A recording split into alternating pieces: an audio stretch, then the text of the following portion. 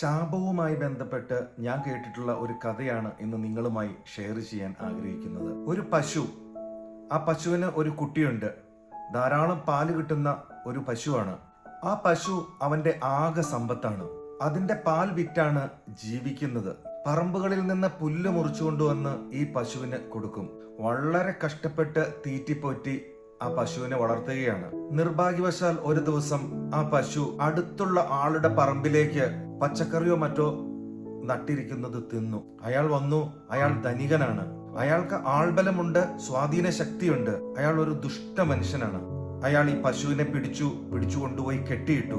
പശുവിന്റെ കിടാവ് ഉറക്കെ നിലവിളിക്കുകയാണ്. കിടാവിന് അങ്ങോട്ട് പോകാൻ യാതൊരു നിർവാഹവുമില്ല. ഉടമസ്ഥൻ ഓടി വന്നപ്പോൾ പശുവിനെ കെട്ടിയിട്ടിരിക്കുകയാണ്. അവൻ പാവപ്പെട്ടവനാണ്. പശുവിനെ വിട്ടുതരണമേ എന്നവൻ കെഞ്ചി യാചിച്ചു. പശുവിനെ കഠിനമായി തല്ലുകയാണ്. അയ്യോ, അതിനെ ഒന്നും ചെയ്യല്ലേ, അതിന്റെ പാൽ വിറ്റാണ് ഞാൻ ജീവിക്കുന്നത്. ആ പാവം കെഞ്ചി. പക്ഷെ ആ മനുഷ്യന് ഒരു കനുവും തോന്നിയില്ല. അയാൾക്ക് കോപം വർദ്ധിച്ചു.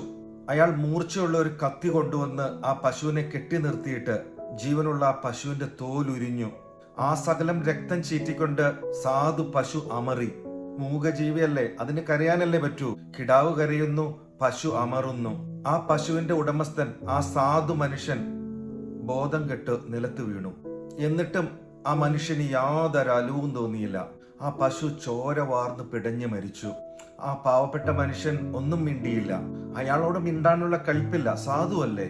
അധികകാലം കഴിയുന്നതിന് മുമ്പ് ആ ദുഷ്ട മനുഷ്യന്റെ മൂത്ത മകൻ ഒരു അപകടത്തിൽ മരിച്ചു. രണ്ടാമത്തെ മകന്റെ ഒരു കുട്ടി അംഗഭംഗത്തോടെയും ബുദ്ധിമാന്ദ്യമുള്ള ഒരു കുട്ടിയായും ജനിച്ചു. ആ വീട്ടിൽ അടിക്കടി ദുരിതങ്ങൾ വരാൻ തുടങ്ങി. എന്തേ കാര്യം എന്ന് ആർക്കും അറിഞ്ഞുകൂടാ.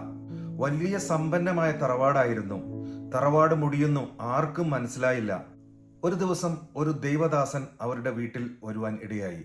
ആ ദൈവദാസൻ പറഞ്ഞു കൊടുത്തു, ഒരിക്കലും ക്ഷമിക്കാൻ വയ്യാത്ത ഒരു ക്രൂര കൃത്യം ചെയ്തു.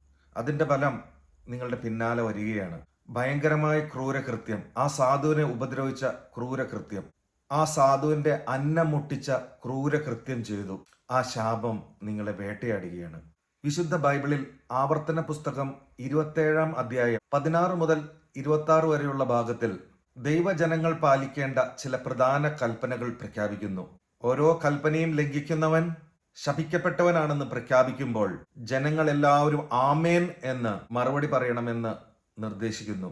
അപ്പനെയോ അമ്മയെയോ അപമാനിക്കുന്നവൻ ശപിക്കപ്പെട്ടവൻ. അയൽക്കാരന്റെ ഭൂമിയുടെ അതിർത്തിക്കല്ല് മാറ്റിവെക്കുന്നവൻ ശപിക്കപ്പെട്ടവൻ. കുരുടനെ തെറ്റായ വഴിയിലേക്ക് നയിക്കുന്നവൻ ശപിക്കപ്പെട്ടവൻ. പരദേശി, അനാഥൻ, വിധവ എന്നിവർക്ക് നീതി നിഷേധിക്കുന്നവൻ ശപിക്കപ്പെട്ടവൻ. ദൈവം വിലക്കിയിരിക്കുന്ന വിവിധ തരത്തിലുള്ള ലൈംഗിക പാപങ്ങൾ ചെയ്യുന്നവർ ശപിക്കപ്പെട്ടവർ. രഹസ്യമായി മറ്റൊരാളെ കൊല ചെയ്യുന്നവൻ ശപിക്കപ്പെട്ടവൻ. നിരപരാധിയെ കൊല്ലാൻ കൈക്കൂലി വാങ്ങിയവൻ ശപിക്കപ്പെട്ടവൻ. ദൈവത്തിന്റെ ന്യായപ്രമാണത്തിലെ വചനങ്ങൾ പാലിക്കാതെയും അവ അനുസരിച്ച് ജീവിക്കാതെയും ഇരിക്കുന്നവൻ ശപിക്കപ്പെട്ടവൻ. ഈ ഭാഗത്തിൽ ദൈവം നീതി, വിശുദ്ധി, കുടുംബ ബഹുമാനം, സമൂഹത്തിലെ ദുർബലരോടുള്ള കരുണ, സത്യസന്ധത എന്നിവയ്ക്ക് നൽകുന്ന പ്രാധാന്യം വ്യക്തമാക്കുന്നു. ആയതിനാൽ ശാപകരമായതൊന്നും വരാതെ നോക്കിക്കൊള്ളണം. നാം മൂലം ആർക്കും ഒരു ദ്രോഹം വരരുത്, ആർക്കും ദോഷം വരരുത്. നമ്മുടെ ഒരു വാക്ക് ആർക്കും ഒരു ദോഷം വരുത്തരുത്. ആരെക്കുറിച്ചും ഒരു ഏഷണി പറയാൻ ഇടവരരുത്. ഉള്ളതോ ഇല്ലാത്തതോ ആയ ഒരു കുറ്റം പറയുവാൻ നമ്മുടെ നാവ് ഉപയോഗിക്കരുത്. നിങ്ങൾ ഒരിക്കലെങ്കിലും ആലോചിച്ചു നോക്കിയിട്ടുണ്ടോ, എന്തുകൊണ്ടാണ് അടിക്കടി ആപത്തുകൾ വരുന്നത്? എന്തുകൊണ്ടാണ് ഒരു കരേറ്റം കിട്ടാതെ വരുന്നത്? എന്തുകൊണ്ടാണ് തോൽവികളും നിരാശകളും മാത്രം സംഭവിക്കുന്നത്? എന്തുകൊണ്ടാണ് കോപവും വാശിയും വൈരാഗ്യവും പിണക്കവും ഹൃദയത്തിൽ പുകയുന്നത്? എന്തുകൊണ്ടാണ് വ്യഭിചാരവും അശുദ്ധിയും മ്ലേച്ഛതയും വിട്ടുകളയാൻ സാധിക്കാത്തത്? എന്തുകൊണ്ടാണ് പരസ്പര വൈരുദ്ധ്യങ്ങൾ വരുന്നത്? എന്തുകൊണ്ടാണ് വിവാഹമോചനങ്ങൾ പെരുകി വരുന്നത്? എന്തുകൊണ്ടാണ് മാതാപിതാക്കളെ ധിക്കരിക്കുകയും അവഗണിക്കുകയും ഒഴിവാക്കാൻ ആഗ്രഹിക്കുന്നതും? എന്തുകൊണ്ടാണ് മദ്യപാനവും കഞ്ചാവും മയക്കുമരുന്നും നിർത്താൻ സാധിക്കാത്തത്? ഇതെല്ലാം സംഭവിക്കുന്നത് ഒറ്റ കാരണം കൊണ്ടാണ്. ജീവിതത്തിൽ വന്നുപോയ പാപങ്ങൾ, അതുവഴി വന്ന ശാപങ്ങൾ. ഈ ശാപങ്ങൾ മാറ്റാൻ ആഗ്രഹമുണ്ടെങ്കിൽ അതിനൊരു വഴിയുണ്ട്. ആ വഴിയാണ് ഗോകുൽത്തായിലെ ക്രൂശിൽ പിടഞ്ഞു മരിച്ച കർത്താവായ യേശുക്രിസ്തുവിന്റെ ക്രൂശിലെ തിരുരക്തം. ഒറ്റ കാര്യം ചെയ്താൽ മതി. നമ്മളെ സ്നേഹിക്കുന്ന യേശുക്രിസ്തു ജീവിക്കുന്നു എന്ന് വിശ്വസിക്കുക.